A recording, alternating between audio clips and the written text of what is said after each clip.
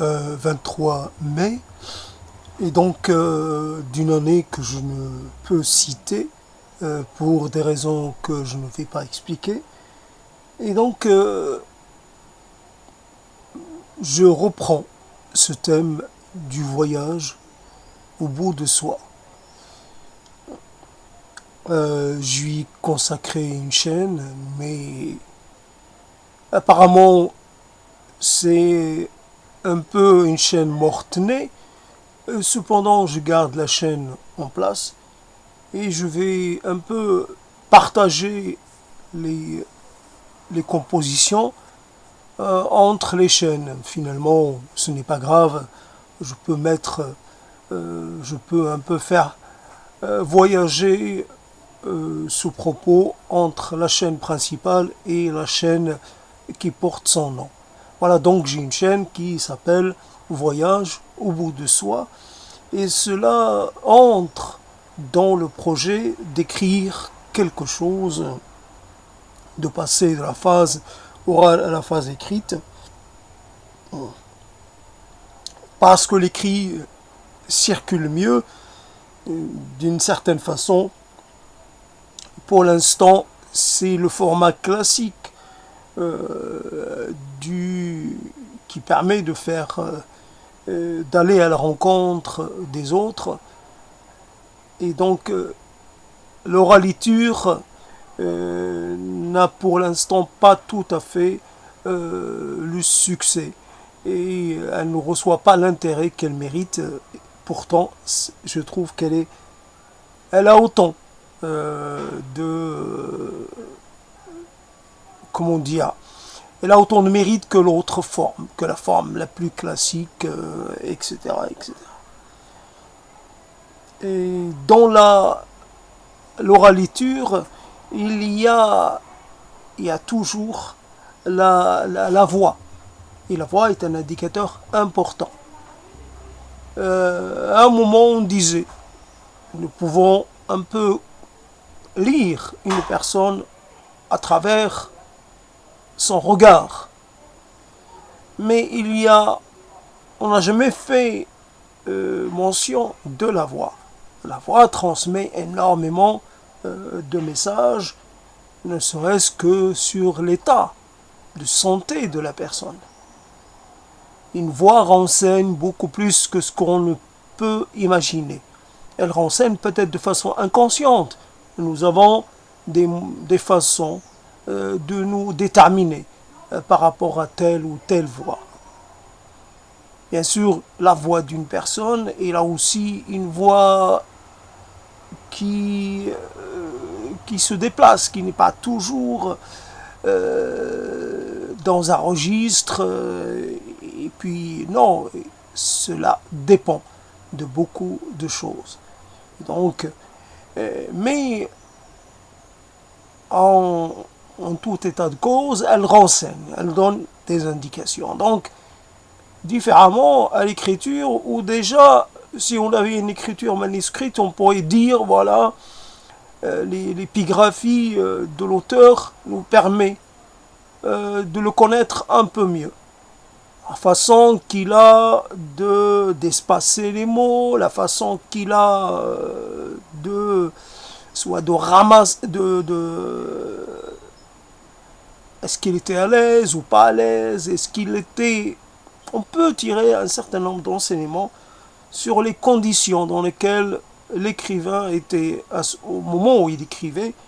On peut aussi tirer d'autres conclusions sur carrément, il y a des gens, on rencontre des gens qui sont incapables d'adulter leur écriture. On dirait qu'ils ont toujours une écriture un peu enfantine. Et puis, il y a encore plein de choses qu'on pourrait dire à propos de l'écriture manuscrite. Alors que l'écriture typographée, elle est un peu impersonnelle. Voilà, donc c'est la machine la machine, elle dit rien. Elle dit rien, elle nous apprend rien. Et on doit se contenter des mots. Et alors que, voilà, se contenter un peu du contenu et, et de laisser de côté la forme, alors que la forme est riche en enseignement, elle aussi. Et donc, voilà, donc, voyage au bout de soi. Évidemment, ça a déjà été traité comme cela. Voyage au bout de soi, c'est jusqu'au bout des choses. Euh, un peu jusqu'au dernier stade, euh, jusqu'à la dernière limite du monde. Son, mon monde à moi, évidemment, ça ne peut pas être le monde objectif, c'est mon monde à moi, jusqu'au bout de ce que je peux euh, parvenir à faire ou à dire ou à imaginer ou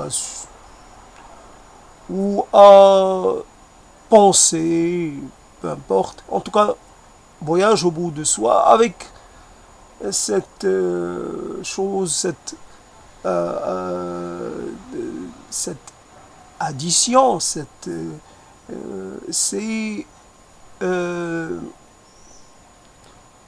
voyage au bout de, comment je l'avais pensé, voyage au bout, jusqu'au bout du naufrage, jusqu'au naufrage ultime.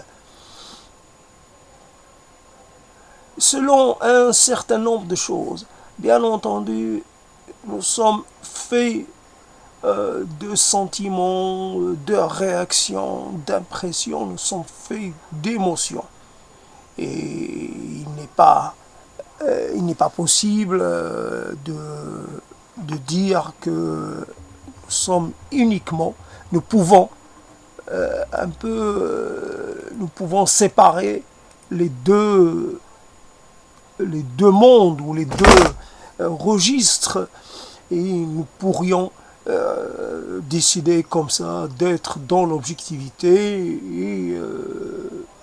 ou dans la subjectivité. Nous sommes faits de cette dualité-là, encore que l'objectivité peut être contestée par beaucoup de biais. L'objectivité n'est qu'une sorte de subjectivité un peu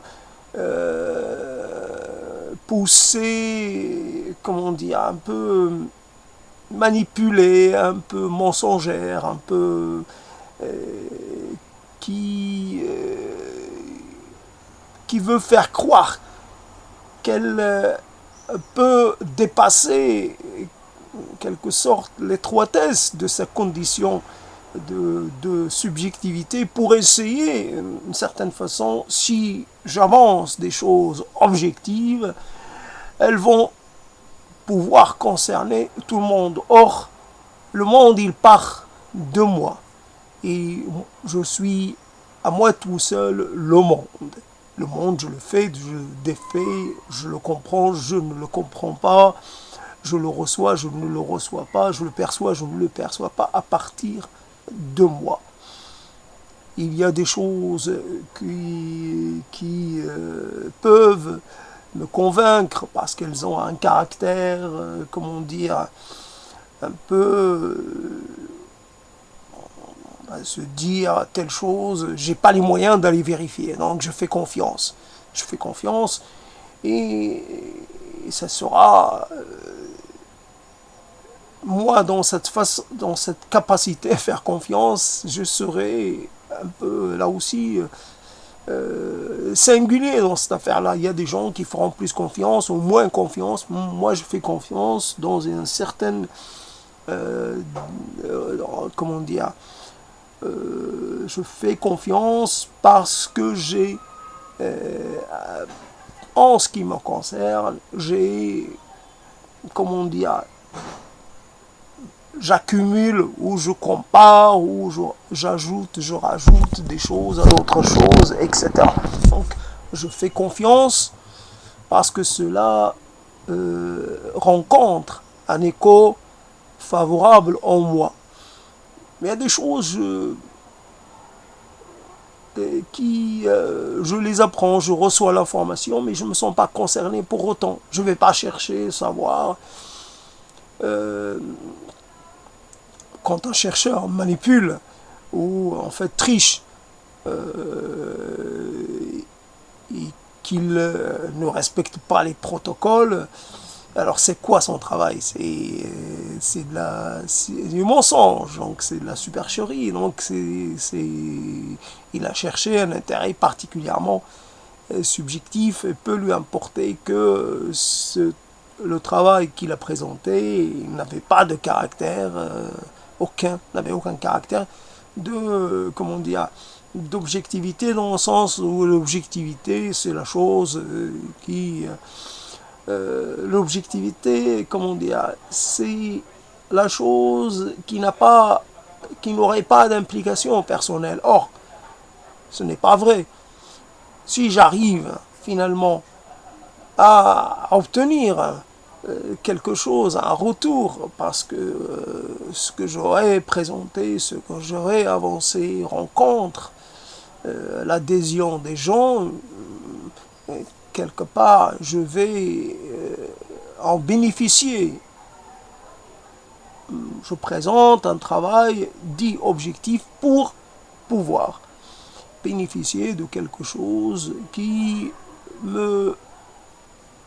dont j'ai besoin moi personnellement. C'est moi dans cette affaire-là qui suis important. Ce n'est pas le monde, ce n'est pas l'univers. D'ailleurs, peu m'importe que l'univers soit en extension ou soit en repli, peu m'importe finalement. Ce savoir-là, il n'a d'intérêt que parce qu'il me permet peut-être d'obtenir ou d'avoir une fonction sociale. À travers ce choix-là, quelque part, je me fabrique une sorte de raison d'exister. Voilà, je satisfais à ce besoin-là.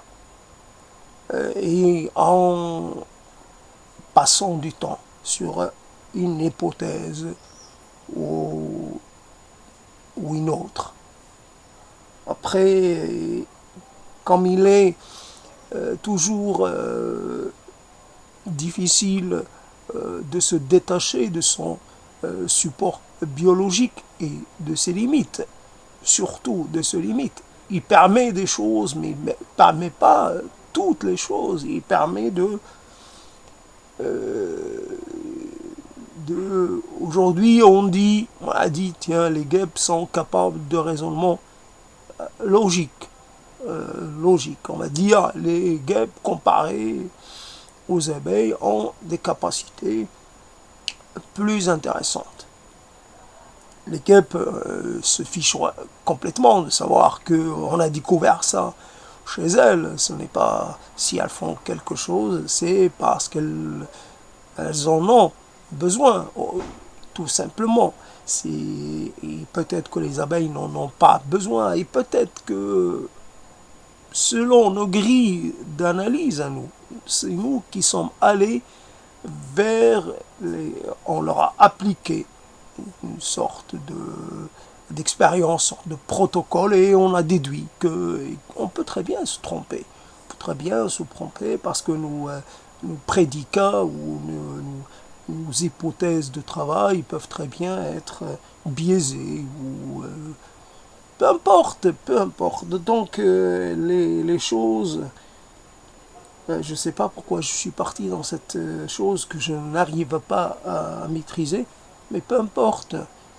C'est cette liberté, la liberté de se tromper, de partir dans un raisonnement qui peut un peu ne pas se conclure d'une façon satisfaisante. On peut partir.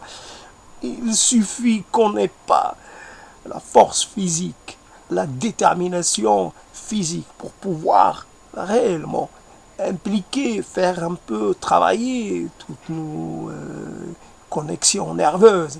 Et ce petit développement, je lui consacrais, j'en sais rien, peu de mes capacités. Je ne me suis pas impliqué dedans. Et j'ai fait un peu une sorte de... J'y étais sans y être vraiment. J'y étais. J'étais là-dedans. Mais c'est pas... C'est moi, mais de façon incomplète, de façon partielle. Donc il ne faut pas en conclure que c'est ma totalité qui s'est exprimée. C'est une partie de moi et je n'ai pas la force. D'ailleurs, je n'ai pas la force physique et mentale pour pouvoir vraiment aller jusqu'au bout. Car quand on veut contester, il faut là aussi pouvoir apporter quelque chose. Il faut se baser sur une sorte d'approche pour essayer de montrer ou de démontrer avec tout un tas d'arguments bien, bien, bien, bien, bien évidents, bien clairs, bien perceptibles, et ça n'a pas été le cas. Ou alors je dis ça sans pouvoir me rappeler exactement de ce que je viens de dire. Donc c'est la question. Voilà différents registres un peu de la parole qui, à un moment, semble s'impliquer dans un propos, mais en fait, elle s'y implique de façon relativement, de façon un peu distanciée quand même. Puis, elle dit des choses, puis elle oublie ce qu'elle a dit. Elle a quelque part, elle a un double désintérêt. Je dis quelque chose, puis j'oublie ce que j'ai dit. Donc je ne suis pas du tout assuré de l'intérêt de ce que je viens de dire. Je sens que ce n'était pas très intéressant, mais je ne peux plus vraiment m'en assurer parce que je viens d'oublier ce en quoi ça a consisté. Donc voilà, voyage au bout de soi. Et il y a un moment, je me rappelle cette histoire de sortie du corps. Il y a un moment où on est, bien sûr, on est toujours dans son corps, mais on est dans un corps qui, dans plein de circonstances, dans plein de moments, refuse de faire comme on lui demande. Ça m'est arrivé quelquefois quand c'était la nuit, mais là c'est pas la nuit. Pourtant, le corps dit, il manifeste une certaine indifférence. Il est indifférent à ce que je peux vouloir faire. Le corps, on dit le cœur n'y est pas, mais le corps là c'est le corps qui n'y est pas. Et voilà. Et les bras qui pèsent, le ventre un peu qui se détend. Il n'y a pas cette, comment dire, cette mobilisation de l'énergie. Qu'à un moment on parlait d'énergie vitale, il n'y a pas d'énergie. On ne sent pas l'énergie circuler en moi, rien, il n'y a rien. C'est mou. C'est mou et c'est un peu apathique. Voilà comment je pourrais présenter les choses. Et je dis cela parce que ça participe du propos global. Il y a pour les humains ou pour un certain nombre d'êtres aussi, se noyer, c'est se noyer peut-être dans quelques centimètres, dans les premiers centimètres d'eau. C'est pas se noyer quand on arrive à 1000 mètres. Et donc il suffit de quelques centimètres pour se noyer. Donc le naufrage, par contre, donc le naufrage je veux dire le naufrage symbolique, le naufrage d'un être, il se passe, lui, sur plusieurs, comment dire, échelles ou échelons. On commence d'abord par la surface, puis ça attaque petit à petit, dans les couches, et les couches sous-jacentes, et ça se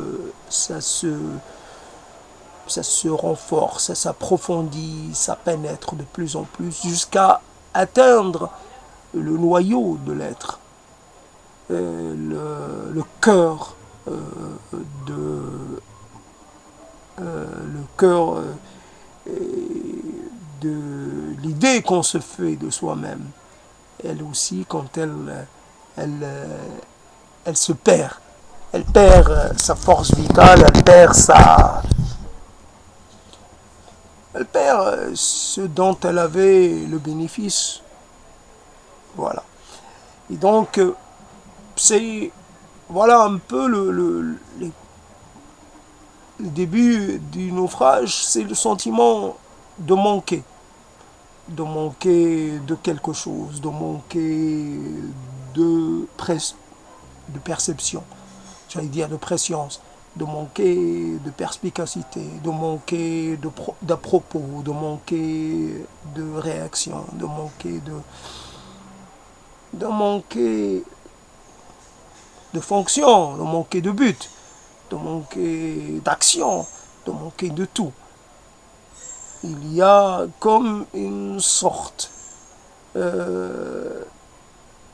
l'aisance d'avant n'est plus là, n'est plus, commence à ressentir une certaine compression.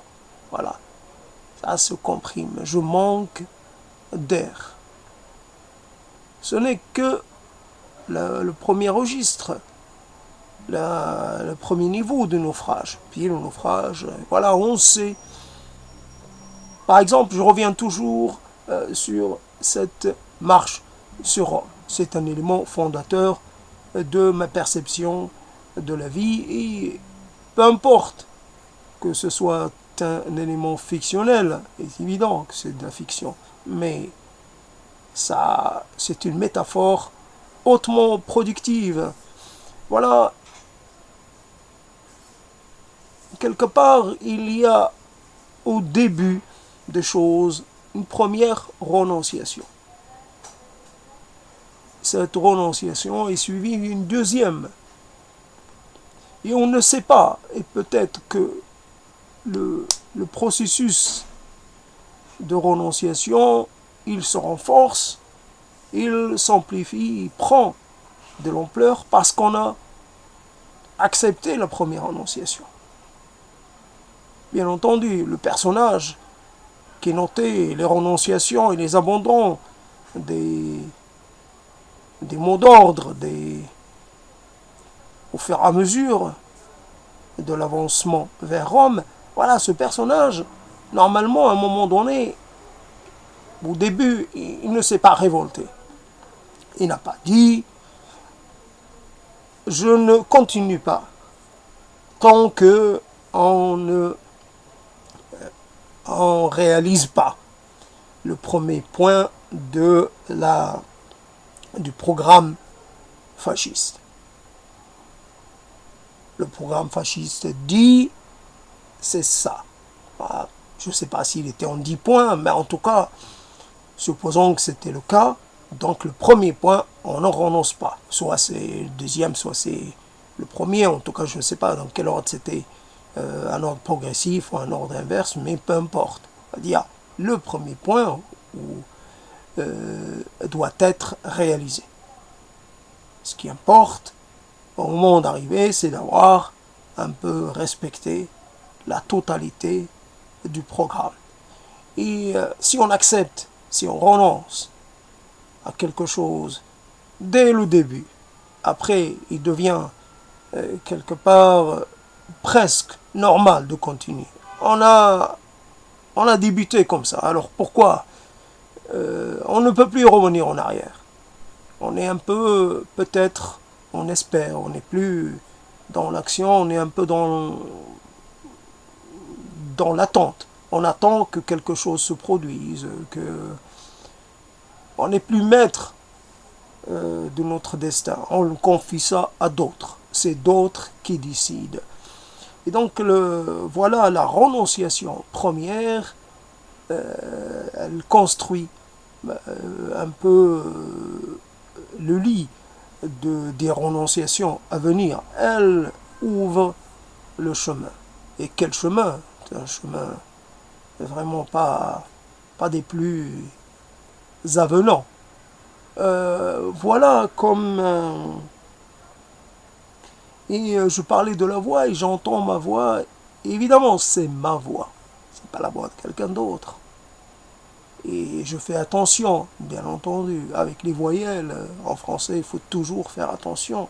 Fermé, ouvert, etc. Mais la question est... ce n'est pas la voix que j'attends. Mais qu'est-ce que je peux y faire? Est-ce que je vais me forcer pour essayer de faire est-ce que je vais demander? Non, je ne demande rien. Je ne vais pas demander à ma voix d'être autre chose que ce qu'elle est actuellement.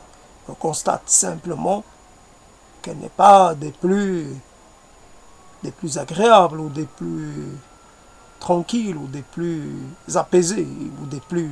C'est une voix fatiguée, c'est une voix... Bien entendu, c'est une voix un peu...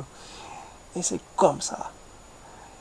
Et il arrive un moment où c'est la fatigue vis-à-vis du monde, hein, vis-à-vis de soi-même, peut-être. Je l'ai dit hier, je me répète.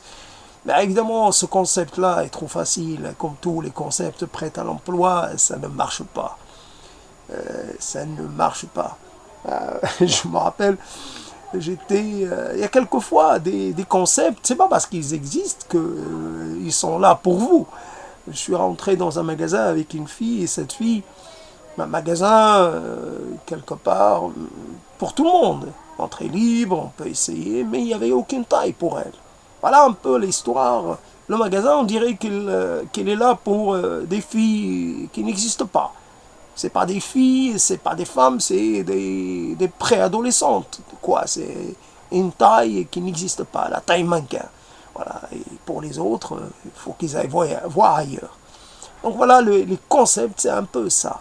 En magasin des concepts, on a quelque chose qui est impossible à porter, qui est impossible à revendiquer. C'est la fatigue de soi, ce n'est pas vrai. Ce n'est pas vrai. Je ne suis pas fatigué. Personne n'est fatigué d'être lui-même. À un moment, ça peut convenir à quelqu'un. Celui qui l'a énoncé, ou il l'a peut-être énoncé à un moment particulier de sa vie. Mais pourquoi ce concept devrait-il être aussi, comment dire, puisse un peu convenir à tout le monde, dans n'importe quelle circonstance. Et puis même, les mots de la fatigue ne sont pas spécialement les plus... Je suis fatigué, je ne sais pas comment dire, j'utilise un mot qui est compréhensible, je suis épuisé, non, c'est pas vrai, je ne suis pas fatigué, je ne suis pas épuisé, je ne suis pas nourri, voilà, j'ai trouvé quelque chose, je suis affamé, voilà, je suis animé, je suis... j'ai plus de contact avec les gens. Alors, quelque part, je n'existe plus socialement. C'est ça, mon problème. C'est pas d'être fatigué, c'est d'être incapable de réexister socialement. Avant, j'existais, mais mal, mais là, j'existais plus. Donc, du tout. Donc, quelque part, voilà un peu le relativisme des concepts et des mots aussi. C'est tout relatif. Alors, on utilise des mots, il ne faut pas, comme pour l'identité, on peut noter, voilà, les yeux comme ça, la bouche comme ça, etc., des signes, mais la personne, c'est pas simplement la somme des traits physiques. La personne, c'est autre chose. Et la personne, c'est pas seulement les mots qu'elle utilise, c'est beaucoup plus que les mots. Et il y a quelque chose que les mots ne peuvent pas véhiculer. Et, et on fait avec. On fait avec, par exemple, très bien se dire, tiens, la fiche anthropomorphique, moi j'accepte pas. Comme aujourd'hui, on peut dire, j'accepte pas un prélèvement d'ADN, je ne l'accepte pas. Et on se retrouve un peu hors la loi, simplement. Et je peux refuser les mots, mais je peux me retrouver dans des situations très délicates. Donc je suis obligé d'utiliser les mêmes mots, je suis obligé de faire avec. À un moment, devant un prélèvement ADN, c'est simple, c'est simple, et pourtant c'est très important. Un prélèvement pour un acte qui n'est pas qui normalement ne devrait pas l'exiger, et de ce prélèvement, voilà quelque chose qui va vous coller toute votre vie. Vous faites partie de quelque chose. Et les mots que vous utilisez, là aussi, ils vont vous coller. Ils vont vous identifier. Vous donner une identité. Et un aspect, quelque chose. Et pourtant, ces mots que vous avez utilisés, ben, vous les avez utilisés par défaut. Et non pas par adhésion, ou par conviction, ou par amour, ou par... Non, par défaut. Par défaut, tout simplement. Donc voilà, il y a dans ces paroles, c'est pour ça que j'ai fait quelques références à la loi, il y a la loi. Il y a le renoncement, je fais aussi référence. Il y a des batailles qui, comment dire, quelque part dans le destin d'un homme, un être humain, évidemment, il n'y a pas de genre là-dedans. Dans le destin d'un homme, il y a toujours des moments où finalement il se retrouve face à des soucis qui peuvent prendre une allure assez, ou comment dire, un caractère assez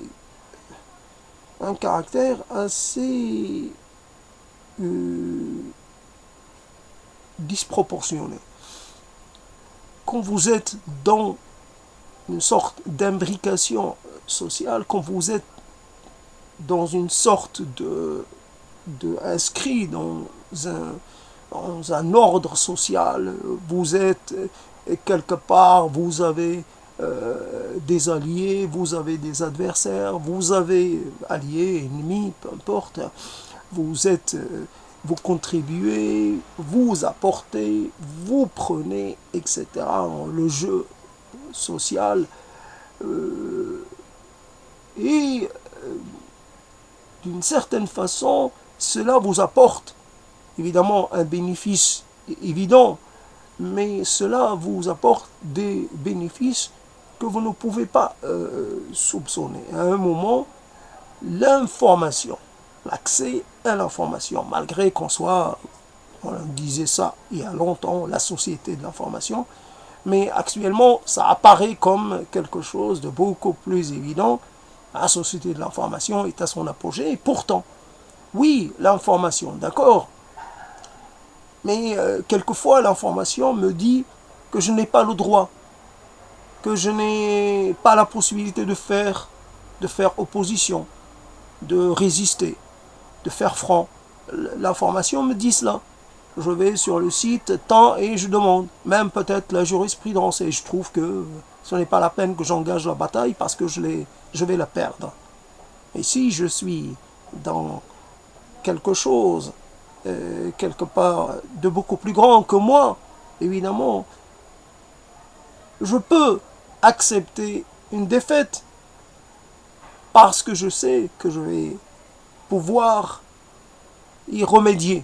D'une certaine façon, dans certains registres ou dans certaines situations, je suis défait, dans d'autres, je suis vainqueur. Ainsi se construit une certaine équivalence, un certain équilibre. Et pourtant, voilà, le problème est là. Donc, vous pouvez vous trouver isolé. Et quelque part, vous n'êtes plus dans les situations où vous pouvez vous retrouver, vous pouvez être amené à commettre quelque chose. Vous vous isolez, donc vous ne constituez plus, comment dire, vous vous dites, plus je suis isolé, moins il m'arrivera de choses. Et pourtant, il vous arrivera quelque chose. Imaginons le cas de quelqu'un qui va construire quelque chose dans un lieu isolé. C'est pas parce qu'il a choisi de s'isoler, comment dire, de façon la plus éloignée possible. Un jour, quelque part, et on entend des choses. Voilà, des choses comme ça qui apparaissent. Et ça m'a fait rire.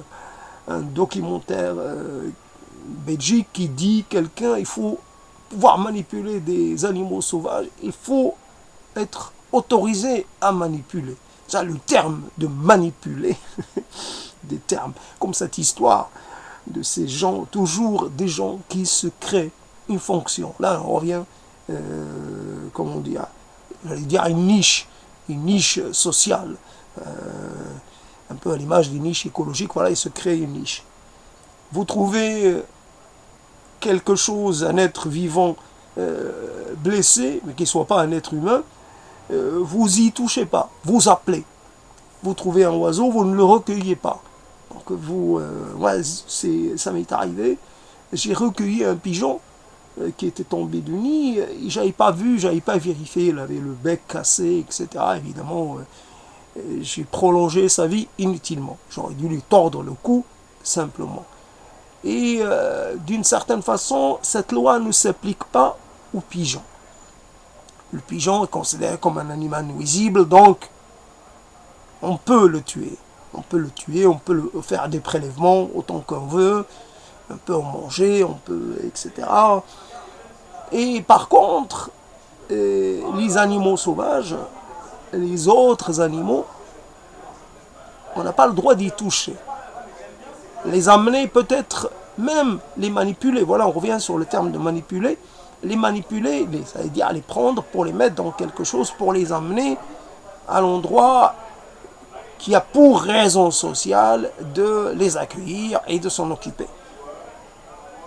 Et ça peut poser problème. On peut vous dire, est-ce que vous avez beaucoup manipulé, vous auriez dû manipuler un peu moins, etc. Voilà les choses comme on les voit. Donc quelqu'un qui va quelque part, dans un lieu isolé, on entend parler de ces choses, de ces lois d'urbanisme, etc. Concernant les constructions qui sont censées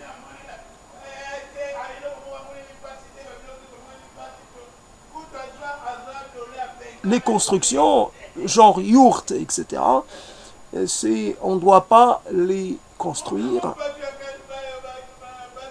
parce que finalement, il faut obtenir des autorisations, peut-être même que ça peut contrevenir au code de l'urbanisme, parce que c'est des formes, etc.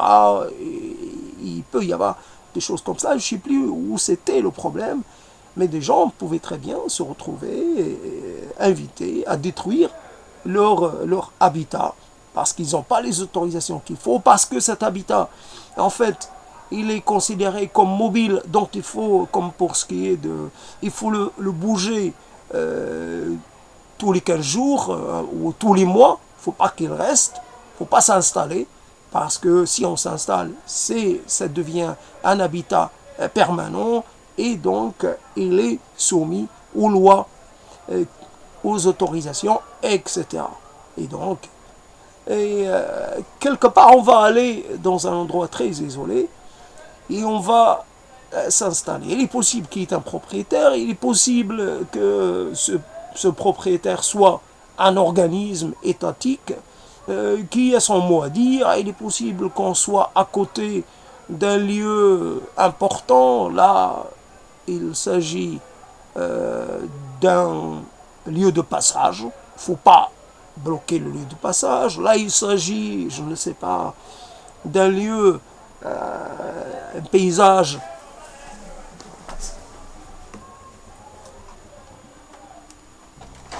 Il s'agit d'un paysage assez particulier, donc il ne faut pas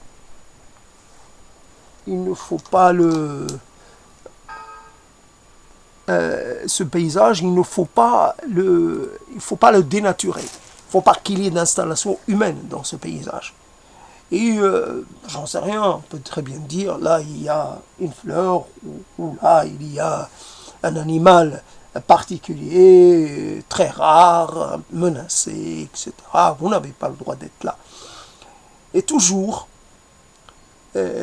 souvent, il y a, même dans les situations qui apparaissent, comment dire, les plus assurées, les plus saines, entre guillemets, là je fais les choses, je ne dérange personne. Même dans les cas où on a cette impression-là, ben on peut très bien être réveillé un jour par,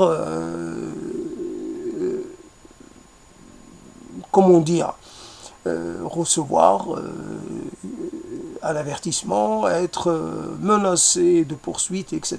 Parce qu'on aura contrevenu à quelque chose d'une façon ou d'une autre.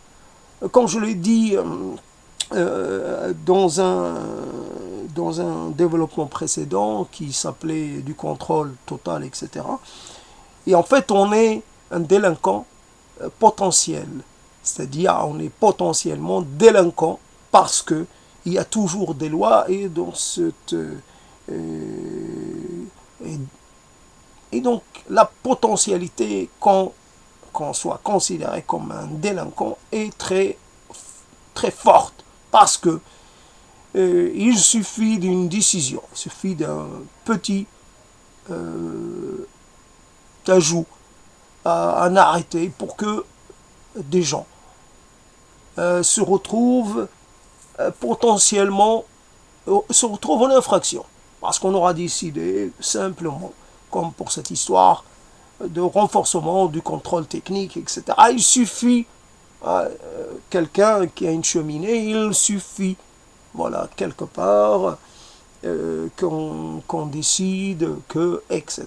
Il y a toujours, comme pour ce café je me rappelle, je ne l'ai pas visité, je l'ai vu, je pense en photo, mais des gens l'aimaient bien, et donc pour moi, ce café, je n'ai pas, il a été détruit, et pour moi, je pensais, sur le moment, qui était sur la Garonne, je me suis dit, ce café, on aurait pu le détruire, ce lieu un peu qui évidemment ne devait ouvrir que pendant la belle saison. Un lieu comme ça, c'est sûr qu'il était ouvert quand il faisait beau. Et donc on aurait attendu un peu que la personne qui le tenait parte à la retraite ou parte en maison de retraite. Enfin, en maison de retraite, parte à la retraite en maison de retraite, en maison de mort, quoi. Enfin, parce que comment on peut dire maison de retraite, puisqu'il s'agit déjà de quelqu'un qui est à la retraite, il part en maison de retraite, non. Il part en maison terminale, il part en maison de fin de vie. C'est beaucoup plus précis comme ça, beaucoup plus net. Et donc, voilà, on est venu lui signifier qu'il contrevenu aux lois comment on appelle ça, ce n'est pas un littoral, aux lois qui exigent que le domaine public ne doit pas être exploité d'aucune manière. Il est sur le domaine public. Et pourtant, son café ou son salon de thé, peu importe, il avait une utilité publique, puisqu'il permettait à des gens de venir socialiser, un cadre particulier, il avait une utilité sociale. Et donc, voilà quelque chose qui peut rentrer en conflit à un moment donné. Voilà. À un moment donné, vous pouvez très bien vous retrouver en conflit et comment dire, en précarité. Précarité énergétique, mais il y a aussi la précarité judiciaire ou juridique. Voilà, quelque part. Et soit vous acceptez, soit vous allez entamer une bataille que vous pouvez ne pas gagner. une bataille contre des gens qui ont la loi avec eux, qui ont a priori la loi de leur côté. Voilà ce qui fait que, quelque part, l'idée du naufrage m'est venue à l'esprit. Plus je me retire du monde, et le monde ne me laisse pas l'oublier, ne me laisse pas, il se rappelle à moi, par ceci ou par cela. Comme évidemment, et donc dans cet voyage au bout de soi, plus que vous, comment dire, euh,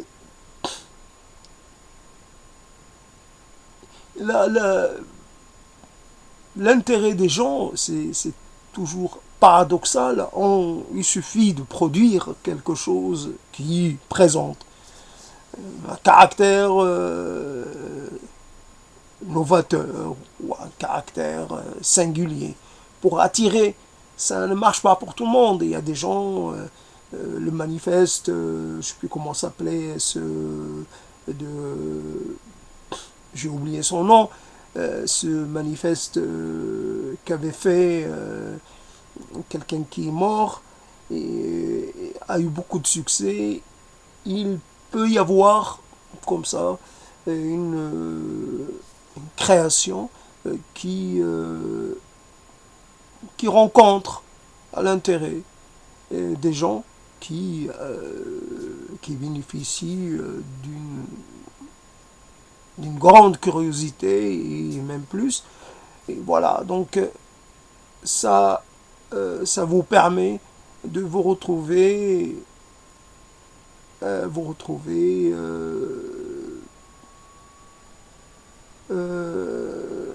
adulé, admiré, invité, tout, tout ce qui fait du bien à votre ego, parce que vous avez produit quelque chose d'une centaine de pages. Mais ça percute, ça a un côté percutant, un côté frappant. Ça frappe les esprits et parce que, évidemment, il faut que ça tombe au bon moment. Quelque chose qui, j'imagine, je ne sais pas, j'ai vu hier le jeu de Zola. Si le jeu d'accuse de Zola avait été écrit, je ne sais pas, 3 ans ou peut-être 2 mois, même 2 mois, un mois après les faits, ça n'aurait pas le même effet. Mais il faut, c'est dans l'immédiateté, pendant que les faits sont encore en train de se dérouler. Donc il faut, là aussi, il y a des choses qui peuvent être très intéressantes, mais elles arrivent trop tôt ou trop tard, et voilà, leur concepteur n'en recueille aucun bénéfice. Donc voilà une chose comme cela. À un moment, j'ai voué, j'ai muni l'écrivain, cet écrivain qui écrivait beaucoup, nihiliste, qui écrivait beaucoup, un peu comme s'il encourageait plus jeunes que lui à aller dans le même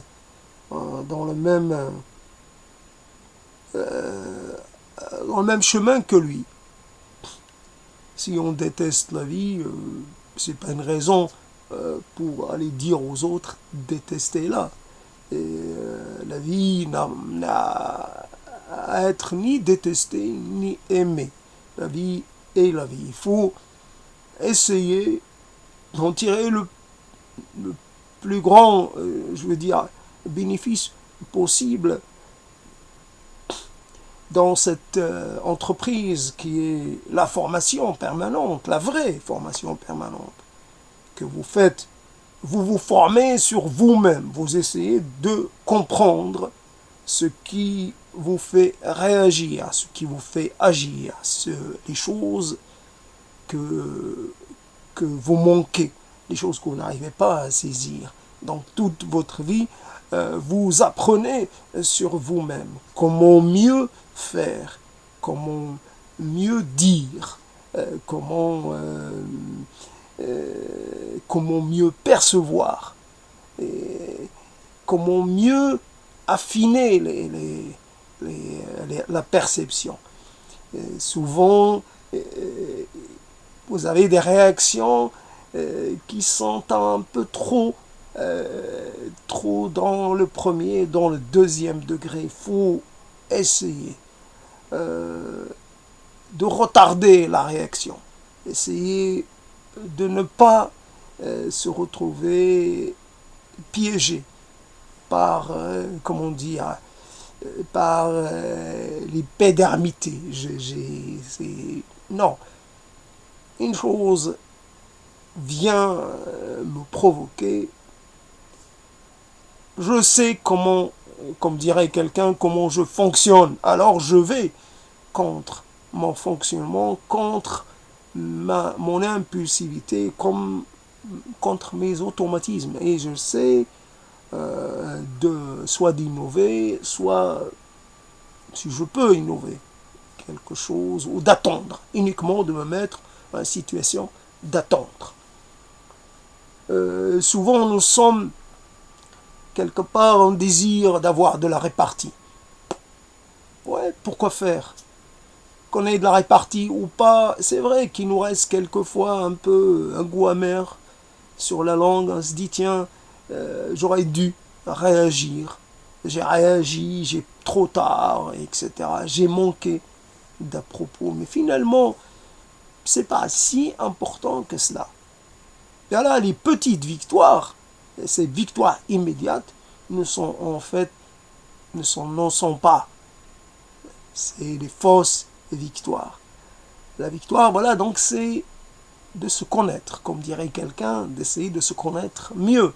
Évidemment, se connaître, c'est connaître l'autre, puisqu'on est une sorte de réplique de l'autre. On ressemble tellement à l'autre que tout ce qu'on peut comprendre sur nous-mêmes, on peut l'appliquer sur l'autre. On peut considérer qu'on est d'abord des êtres biologiques et nos réactions découlent un peu de cela. Des réactions, des gens motivés par une sorte d'automatisme, par une sorte de comment dire, par l'esprit de compétition, par un esprit guerrier. Faut se battre, faut pas se laisser marcher sur les pieds, il faut pas s'écraser devant les autres, il faut pas tout ce qui est bien sûr. Voilà les choses comme on peut les penser à un moment donné. C'est je ne sais pas si je suis vraiment concentré. C'est vrai que changer de titre permet d'être un peu dans une sorte de renouvellement. C'est pas un renouvellement total, parce qu'on peut ramener quelque chose d'ailleurs pour de nouveau la remettre en circulation, mais ça aide à rester, comment dire, ça aide à tenter de dire quelque chose qui n'a pas été dit par le passé. C'est évidemment très difficile et un peu une gageure, mais pourquoi pas? Pourquoi ne pas tenter le coup? Là, ce qui me dérange, c'est l'incapacité que j'ai à parler et à faire autre chose. Donc voilà, je parle et en même temps, je fais participer mes mains. Donc, ce qui veut dire que mes mains doivent rester disponibles. Et je ne peux pas, par exemple, être en train d'écrire, en train de faire autre chose. Non. Je ne peux même pas boire. Je vais essayer quand même de me forcer de boire pendant que je parle, enfin, entre les deux. entre deux mots, une gorgée d'eau, et simplement quelque part, il nous reste en fait, quand je disais que l'autre c'est une sorte de d'image un peu sorte de reflet de moi-même, il y a, quoique le reflet doit peut-être inversé, donc ce n'est pas vraiment une bonne image, une bonne métaphore, mais en tout cas c'est pas une métaphore, une bonne image, hein, parce que là il s'agissait pas d'une métaphore, c'est l'autre, en fait, connaître l'autre ou se connaître soi-même dans le sens où ce qui fait, il y a des éléments qui ne sont pas très nombreux, qui sont en fait assez restreints, et qu'il faut savoir. J'ai surpris ma mère. Surpris, c'est pas le mot, je me suis trouvé là. J'étais un petit garçon, donc elle m'a pas invité, je passais par là. Où j'étais en train, je sais pas ce que j'étais en train de faire, et j'ai surpris ma mère en train de donner quelque chose à quelqu'un de notre famille. Et ce geste de don, elle le donnait en cachette de mon père. Évidemment, ce qu'elle donnait, si je dois le considérer maintenant, n'avait certainement pas beaucoup d'importance. Et puis, depuis, c'était... Quelque part, cela s'est inscrit en moi, le geste du don. Et après, évidemment, le don, il y a aussi le contre-don, et c'est une chose à laquelle on ne peut pas échapper. Dès qu'on prononce le mot don, et d'ailleurs, c'est devenu une sorte de manège, une sorte de jeu social. Je te donne et tu me donnes. C'est même un peu de l'ordre de la comptabilité. Je t'ai amené tant de choses à ton mariage ou à autre chose, à une occasion importante. Et donc je t'ai amené en quantité, je m'en souviens, et tu dois m'en donner autant, si ce n'est plus. Mais au moins, en fait, c'est une dette que tu as vis-à-vis de moi. C'est pas un don, c'est une sorte d'échange. Voilà, je t'ai donné tant, tu dois me donner pareil, la même chose. Ou alors, je ne sais pas si la même chose en tant que matière ou en tant que, je ne sais pas, en tant que article, ou alors en argent, en espèces, en valeur. Et donc, ce qui était intéressant de cette affaire-là, que j'ai remarqué, mais que je n'ai pas su utiliser, c'était la réaction de celui qui a reçu le don. Non seulement il n'a pas rendu le don, mais à un moment donné, il ne venait plus. Il a effacé chez nous des maisons qu'il visitait. Je ne sais pas qu'est-ce qui s'est passé, mais en tout cas, il a décidé de nous boycotter et je ne l'ai plus jamais. Peu de temps après, ou je ne sais pas, ou peu d'années après, mais finalement pas beaucoup de temps après, donc il a décidé de boycotter définitivement cette maison qui ne lui a pas été hostile, à tout le moins. Voilà, quelque part, là, les gens. Et c'est toujours difficile dans les domaines où il y a le don. Ce n'est pas automatique le contre-don. C'est plutôt le ressentiment que les gens rendent. Tu m'as aidé pendant que j'étais dans le besoin et je t'en veux pour cette affaire-là. Parce que dès que je te vois, je me rappelle les temps difficiles. Tu me rappelles les temps difficiles. Et pour cela, et une conséquence de cela, je préfère plutôt t'oublier, t'effacer de ma mémoire, comme ça. Les temps difficiles ne viendront plus me hanter. Tu ne me rappelleras pas que je t'ai je t'ai sollicité pour quelque chose. Voilà, une chose comme ça. Mais le partage reste, bien sûr, un moment, j'avais reçu quelqu'un chez moi et dans ma naïveté, c'est-à-dire originelle, hein, ou naïveté intrinsèque, je lui ai donné quelque chose, des fruits secs.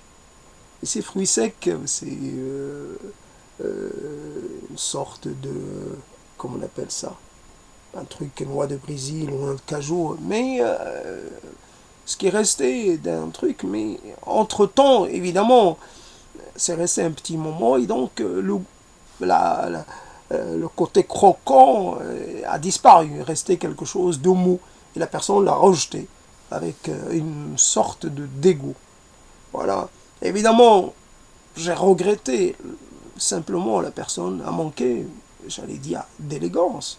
Simplement, si quelque chose ne vous convient pas, vous êtes chez quelqu'un, cette personne vous accueille. A priori, comme cela apparaît, ne cherche pas à vous empoisonner, ne cherche pas à vous nuire. Donc ce qu'elle vous a présenté, c'est qu'elle l'a fait avec bonne foi. Donc si vous trouvez que c'est pas bon, vous en prenez plus, vous en reprenez plus, tout simplement. Et puis, vous dites, je sais pas, c'est trop salé ou trop machin, peu importe, la personne va se rendre compte, elle va pas insister. Et puis, voilà, ce qui est important, c'est l'instant. C'est l'instant. Et ce que vous pouvez en retirer. Voilà, c'est... un jour, j'ai été chez quelqu'un, et, et c'est vrai, j'ai été chez lui de nuit, et je ne sais pas s'il n'y avait pas beaucoup de lumière chez lui, je ne sais plus pourquoi. En tout cas, il m'avait servi une salade de fruits. Bon, je voyais que le verre n'était pas très propre, mais c'est pas grave. La salade de fruits, je l'ai mangée. Après, évidemment, je peux imaginer un verre très sale, je peux imaginer ce que je veux, mais c'est pas important. Je peux imaginer même, il y a quelque chose comme ça dans l'imagination. Il y a des choses qu'on goûte. Par exemple, le vin, il peut avoir été écrasé à un moment donné. Tous les vins étaient écrasés manuellement, par les pieds, en marchant dedans. Les pieds, on ne devait pas nettoyer les pieds avant d'aller. Il y a des choses comme ça. Il ne faut pas faire la fine bouche de façon comme ça. Et donc, c'est pas ça qui m'a dégoûté. Non, je me suis pas dit, tiens, rétrospectivement, j'ai ressenti aucun dégoût. Ce qui m'a, peut-être, ce qui peut plutôt me rester un peu comme regret, c'est plus que cette relation, car finalement, ne m'a pas permis de mieux m'armer pour faire face aux défis qui étaient à venir. Voilà, un moment, une personne, ça peut vous ouvrir une fenêtre sur la vie, sur quelque chose d'important. Mais il y a des gens que vous pouvez fréquenter pendant longtemps et jamais ils vous mettent sur le bon chemin. Jamais. Parce que peut-être ils sont perdus eux-mêmes. Alors déjà, quelqu'un qui est perdu ne peut pas trop être utile. Voilà un peu. Donc, depuis, évidemment, tous les gens que j'ai fréquentés ne m'ont pas permis de pouvoir dépasser mes incapacités et comment dire, et cette chose que je n'arrivais pas normalement quelque part, souvent voilà, donc les mots, c'est pas parce que vous lisez beaucoup, là je reviens sur la littérature écrite, hein, vous lisez beaucoup que vous allez devenir un meilleur être humain. Non, pas du tout. Vous lisez parce que cela vous distrait. Vous lisez parce que vous aimez bien, un peu, vous êtes un peu curieux. Comme celui qui écoute un peu les faits divers, vous lisez, ou qui aime qu'on lui raconte des histoires. Mais vous pouvez aussi lire pour un peu être admis dans la compétition avec les autres. Ouais, j'ai lu ça, je suis fier, je peux en parler, bah, comme une sorte d'attestation de compétence, voilà. J'ai cette... Mais finalement, si vous ne devenez pas quelqu'un de plus éclairé, de plus accompli, de plus équilibré, non. La lecture ne fait pas de vous un être meilleur, loin de là. Vous pouvez rester aussi mesquin, aussi peu. Et voilà, à un moment donné, on aime. Voilà une reconnaissance que j'aurais aimé avoir vis-à-vis de quelqu'un. Quelqu'un qui se serait un peu impliqué dans ma vie et qui m'aurait indiqué le chemin et me l'aurait indiqué de façon à ce que je puisse, évidemment. Euh,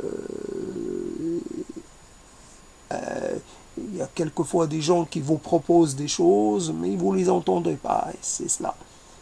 Ils vous disent des choses et ça, et vous restez sourd à cela. Je ne sais pas ce qui se passe. Donc quelque part, et cette chose, donc on peut lire beaucoup, parler beaucoup, et finalement, la vie, notre vie, elle peut être réduite à, à, cette, à peu de choses. Finalement, comme qui dirait, on peut vivre non pas d'eau et d'amour et d'eau fraîche, enfin d'air et d'eau fraîche,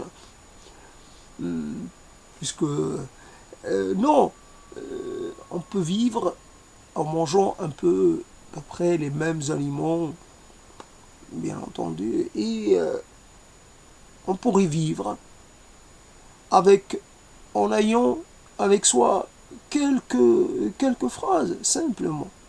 Simplement, euh, il y avait une chose que j'essaie de retenir, parce qu'il y a des gens qui pratiquent un peu cet art du souvenir. Ils se souviennent des anecdotes, des phrases, des proverbes, des choses comme cela.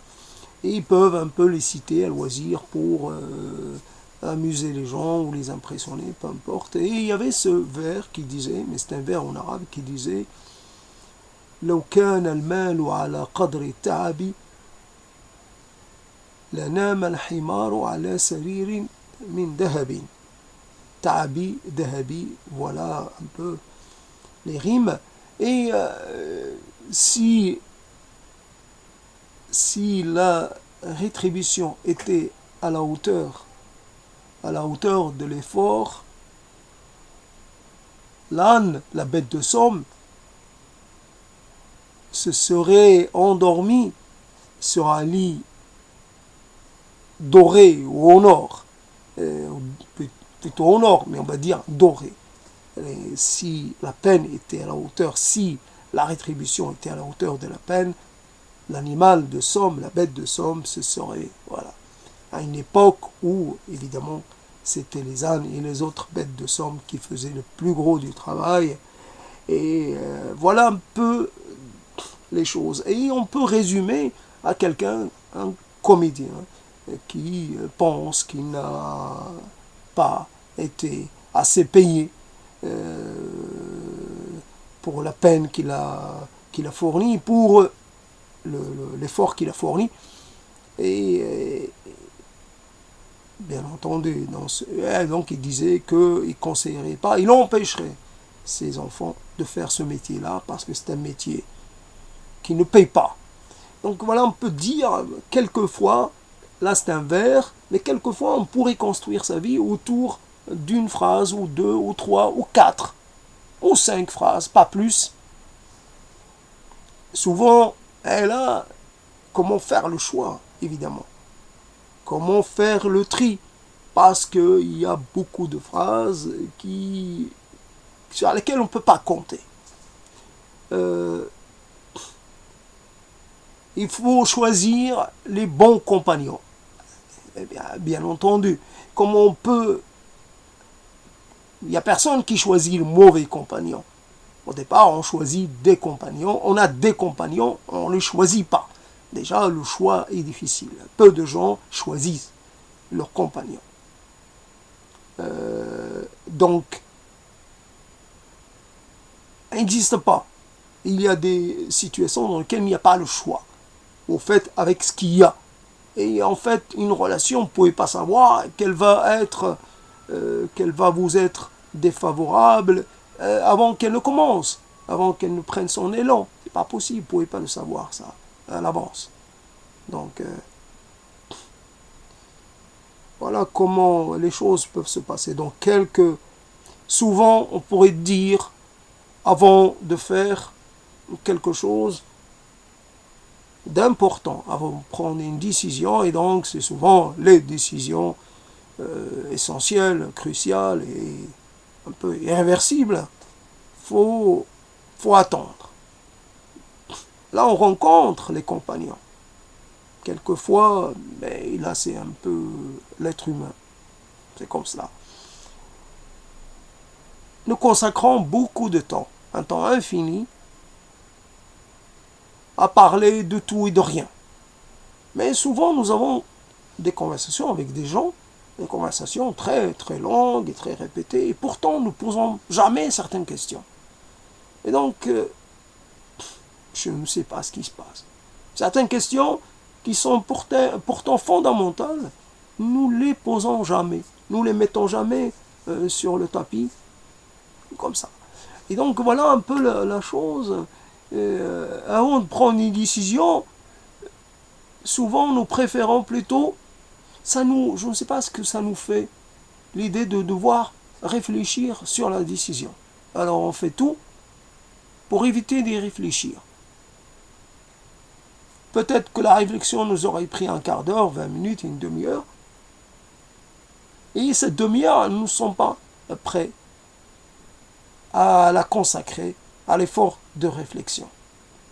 Je ne sais pas, on peut écrire, on a appris à le faire, on peut écrire la décision dans un sens, ça va conduire à ceci. Dans l'autre sens, il peut y avoir plusieurs, évidemment, sens, plusieurs possibilités. Une possibilité, ça peut, évidemment, une décision, plusieurs possibilités. Ce n'est pas deux possibilités, on n'est pas dans le dualisme, on n'est pas dans on n'est pas dans le dichotomisme, on peut, voilà, cette décision, par exemple, je fais un voyage, je sais pas, je décide d'aller étudier dans un pays. Ce pays-là est loin un pays qui est loin de 5000 km, l'autre qui est loin de 3000, l'autre qui est loin de 1000, l'autre qui est loin. Alors, évidemment, on va prendre le facteur distance en considération. Après, on va prendre d'autres facteurs. Et en fonction de cela, en fonction de ces facteurs-là, on va essayer de mieux comprendre les implications de notre décision. Donc, comme on dit, une décision prise en connaissance de cause, en toute connaissance de cause. Et souvent, c'est la chose dont nous nous privons.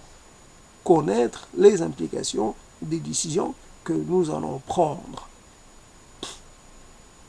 Il nous arrive quelquefois de refuser quelque chose de façon précipitée, refuser une amitié, refuser un projet, refuser un couplage, peu importe, parce que sur un élément, et ce n'est pas normal, un élément, on ne peut pas décider pour la totalité. Un être, c'est un ensemble d'éléments. Et il peut y avoir, on va décider comment on pourrait dire, je l'ai déjà dit, je te prends à l'essai. On fait une relation à l'essai. On s'associe à l'essai.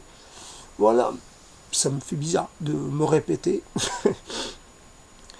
Et donc, mais c'est bien, se répéter, ça veut dire que j'ai encore la mémoire de ce que je dis. Et ça aussi, je l'ai dit. Cette impression d'avoir déjà dit ce que j'ai je dis une chose et en même temps, je me souviens que j'avais dit, que je l'avais dite, etc. Et c'est, je ne sais pas, une sensation un peu particulière. Elle ne s'est pas produite réellement, comme elle arrive quelquefois, mais j'en parle un peu, et un peu parce que je la connais, cette, cette chose-là. Donc, comme cette histoire que mon père, à un moment où on entend, comme quoi, mon père m'avait dit, j'ai dit un son dans l'oreille, comme ça, une sorte de, de bruit un peu, une sorte euh, comme si l'oreille résonnait un coup comme ça. Il m'avait dit, ça avertit de la mort à la proximité ou la mort de quelqu'un. Nous avions dans la maison des oiseaux, des, euh, des oiseaux qui vivaient dans la maison.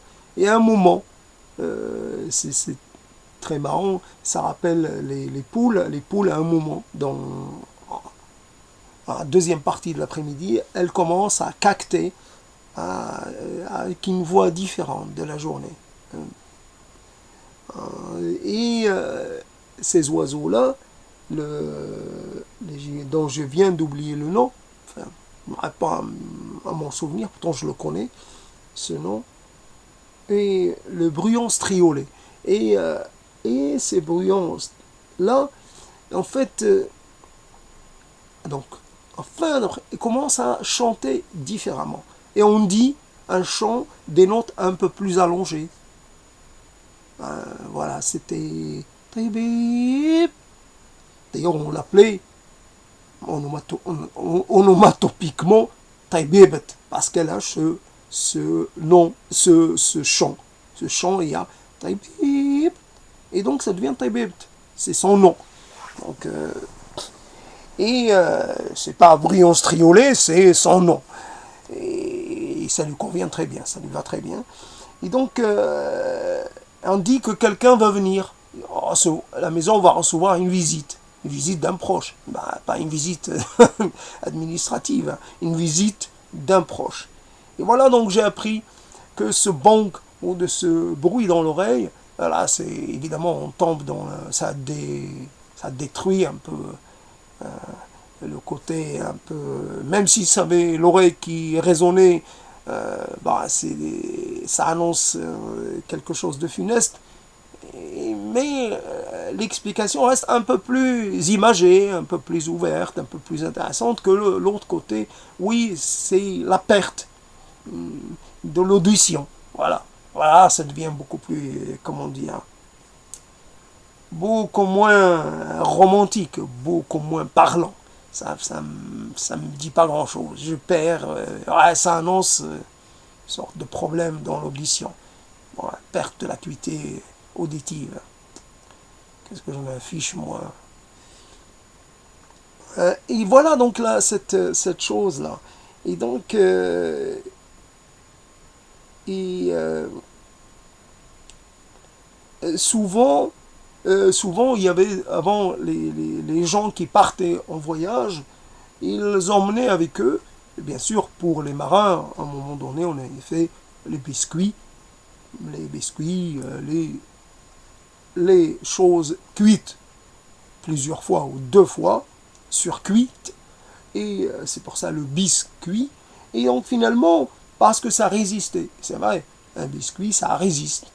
Ça devient dur et ça résiste, ça tient, ça reste consommable pendant un certain temps. Et il y avait aussi, pour les voyageurs terrestres, il y avait aussi une sorte de préparation de la farine qui était un peu cuite, à laquelle on ajoute des épices et on ajoute peut-être, je sais pas, des amandes ou j'en sais rien. C'est une sorte de... ça doit faire à la fin une sorte de brouet énergique, énergétique. C'est quelque chose qui, on y verse un peu de, comme les choses déshydratées, on verse un peu d'eau chaude et puis on la consomme comme ça et voilà, ça permet de se sustenter. Et, et, et cette chose qui peut-être ne pèse pas beaucoup, on donnait une petite quantité, on ne donnait pas des tonnes aux voyageurs. Et puis il fallait faire attention. Il fallait en consommer par petits bouts en fonction du chemin qu'on allait, de la durée du voyage. Et donc, par exemple, on aurait aimé, au lieu d'avoir une sorte de, au lieu d'avoir quelque chose des parents ou de l'entourage, on aurait aimé avoir une sorte de, de petite provision de mots ou d'idées. Pas beaucoup, juste à 20 ans, c'est comme cela. À 25 ans, c'est comme cela. À 30, etc. Et puis, comme ça, des choses qui peuvent convenir, je sais pas. Quand tu as face à toi une difficulté d'un certain type, voilà une proposition de solution. Comment il faut réagir, voilà, etc. Mais c'est quelque chose d'assez, comment dire, ce n'est pas pour tout, c'est un petit bout, pourquoi pas, je veux dire, chacun donnerait un peu, voilà, moi j'ai fait sécher des dates et je te donne des dates, et puis à la place des dates, voilà, moi c'est ce que j'ai, donc je te donne de ce que j'ai, et voilà, un peu, je te donne ça, je te donne ça, c'est léger, ça va pas t'encombrer, voilà. Chaque fois que tu te lèves, tu dis une phrase. Voilà. Une phrase qui va te, te faire du bien. Tu dis cette phrase-là et évidemment comme un mantra, et évidemment ça va te faire partir du bon pied. Et ou alors, je sais pas, tu peux dire à chaque fois que tu ressens un peu, tu te sens un peu seul, etc. Tu prononces cette phrase-là. Mais simplement, voilà ce que tu as confié quelqu'un. Et puis, un autre et un autre. Et finalement, tu te retrouves bien, quelque part, avec beaucoup, bien provisionné. Voilà, j'ai de quoi faire face à tout. Ben, finalement, c'est ça qui a manqué. Alors, évidemment, mes mots à moi, c'est une forme de contribution à cette chose-là. Ben, je fais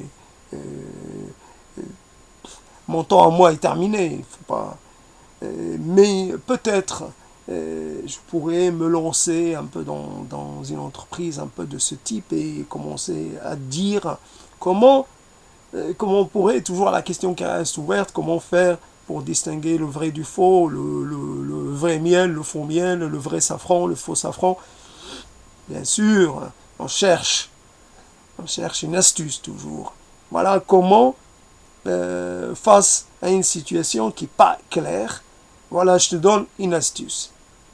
Je te donne une indication. Mais à toi de voir.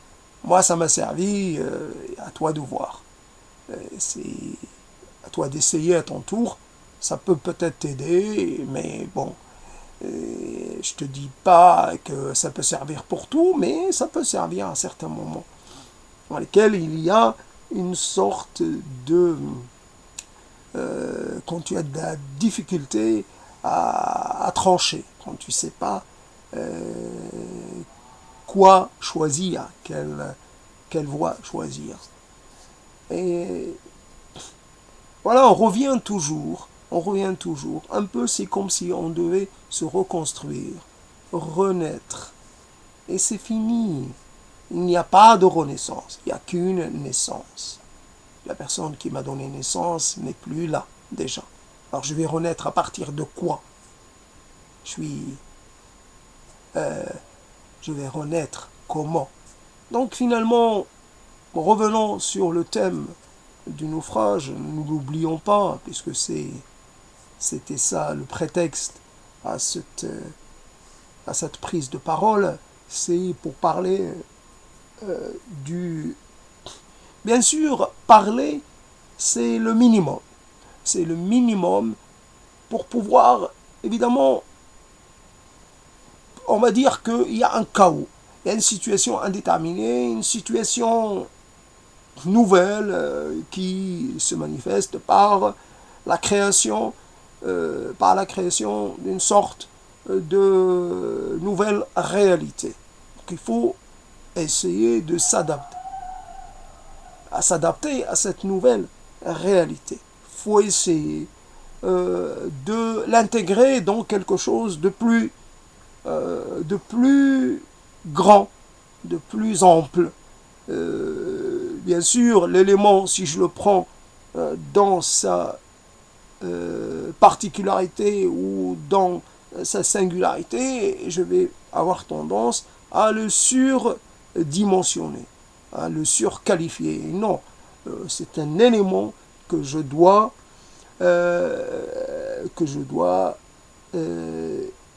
prendre pour ce qu'il est. Je ne dois pas le relier à autre chose. Évidemment, je ne dois pas le relier au thème du naufrage. Bien sûr, j'ai pensé à quelque chose hier en voyant un gilet jaune. Je ne sais pas où c'était, dans quel pays c'était ce gilet jaune. Et à un moment donné, il y a eu, on voyait venir une loi qui allait comment dire, imposer le port du gilet jaune, plus le casque, aux gens qui circulent à vélo. Avant, à un moment donné, il y avait des gens qui devaient montrer dans leur voiture qu'ils avaient un gilet jaune. Donc, à un moment, on a décidé que le gilet jaune, c'était devenu obligatoire, et il y a eu tout un commerce, toute une, comment dire, la naissance de quelque chose comme cela. Évidemment, ça coûte pas cher, mais bon, ça coûte quand même. Et donc, finalement, une nouvelle niche est apparue et il fallait s'équiper. Donc, si on était contrôlé, il fallait montrer ce gilet jaune parce que, évidemment, c'est à quoi. Et donc, ce qui était en fait une chose qui allait être imposée à tout le monde, à part peut-être les piétons, ben c'est devenu plutôt quelque chose qu'on pourchassait. Quelqu'un qui aurait un gilet jaune, il devient suspect parce qu'il a un gilet jaune. Non, il ne devient pas quelqu'un qui respecte la loi, il devient potentiellement une sorte de hors-la-loi, une sorte de, j'allais dire, de rebelle, une sorte de dissident. Comme quoi les choses peuvent s'inverser. Le législateur, tous les législateurs, à un moment, ils sont un peu contredits ou un peu par les faits. Il y a toujours un moment, je ne sais pas, un moment où on disait pas de démocratie pour les ennemis de la démocratie. Ce slogan a certainement connu son heure de gloire, mais il n'est plus cité parce que le jeu démocratique veut qu'il admette même les gens qui cherchent à le renverser. Il ne peut pas les déclarer tous hors la loi. Il le fait pour certains qui, évidemment, dans certaines conditions, etc. Mais dans l'ensemble, il est obligé de vivre avec ses ennemis déclarés, avec ceux qui disent que la démocratie c'est un régime bâtard, ou c'est un régime impie, ou c'est un régime, comment dire, antinaturel. On n'impose pas l'égalité comme cela. L'égalité n'est pas une loi naturelle. Des gens qui disent qu'il faut faire la différence. Tout le monde n'est pas n'est pas égal à tout le monde. On peut se retrouver comme cela.